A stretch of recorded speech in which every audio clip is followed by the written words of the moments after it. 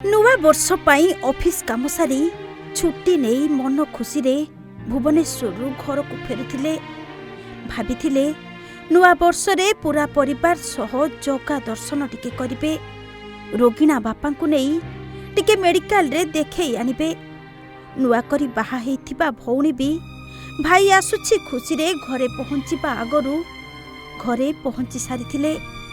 भारी खुशी थिले पूरा परिवार नुआ वर्ष रे समस्ते एकाठी हेउथिले बोली हेले तांको खुशी को जेमिति कहा नजर लागिगला नुआ वर्ष आसीबा आगरू बाहुरी गला 25 वर्षर बढ़िला पुओ गाँ रे पहुंचीबाकू आउ मात्र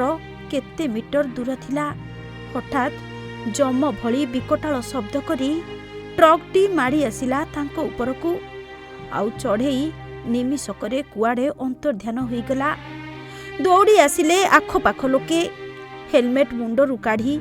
किए बोली चिन्हिला बेलकू पुओ देहरु जीवन छाड़ी जाइथिला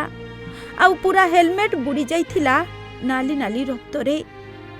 मुंडरू खपुरी जेमिति बाहरी हेलमेट भितरे अटकी रहिथिला ये माने बुझुनाती ये नाचो खाइगिरी बुझुनाती गाड़ी नंबर दमुनाती काहे के नंबर दोनांते आपन तोर एते सब सहयोग आपन गां जेते सहयोग कले से दमुनाती नंबर हमें आसिलु 7टा दीटा आसिलु नंबर दमुनाती कि बुझुनाती। अच्छा कोन कहिबे जेतिकी लोक आपन को देखुचंदी तन कोन गोटे कहिबे जे पुलिस रो कोन कोठी ना न्याय दरकार गाँ पुअर एमिति अवस्था देखी पूरा गाँ रे हुरी पड़ीगला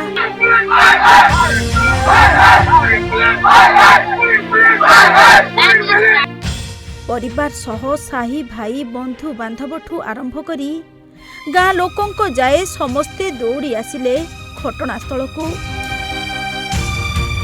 पुअर शव को धरी विकल हेई कांदिला परिवार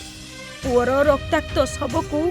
कोल को टाणी नहीं राज रास्ता रे बसी पड़िला माँ पत्थरटीए परी आउ माँ सह समस्ते न्याय पाई ओडी बसिले राज रास्ता उपरे घटनास्थल चंपट मारिछि संपृक्त ट्रकटी आउ घटना को 16 घंटा बीती जाइथिले भी पुलिस रो हाथ खाली रहिछि एबे केमिति बंचिबो परिवार 25 वर्षर रोजगारिया पुओ को हरैबा परे कहा सहारा रे बाकी जीवन काटिबे रोगिणा बापा माँ दुई जन मो भाई की न्याय के सब मो बापा न्याय न बगे कौना दी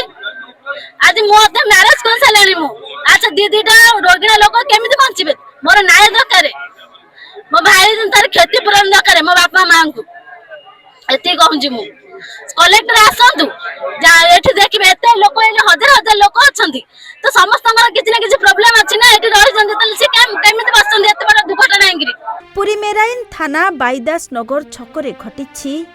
एभली मर्मन्तुद दुर्घटना रे 25 वर्षीय युवक प्रशांत पाणीक मृत्यु परे घटनास्थल रे उत्तेजना लागी रहिछि सकाळु हाईवा धक्कारे युवकंकर मृत्यु घटिथिला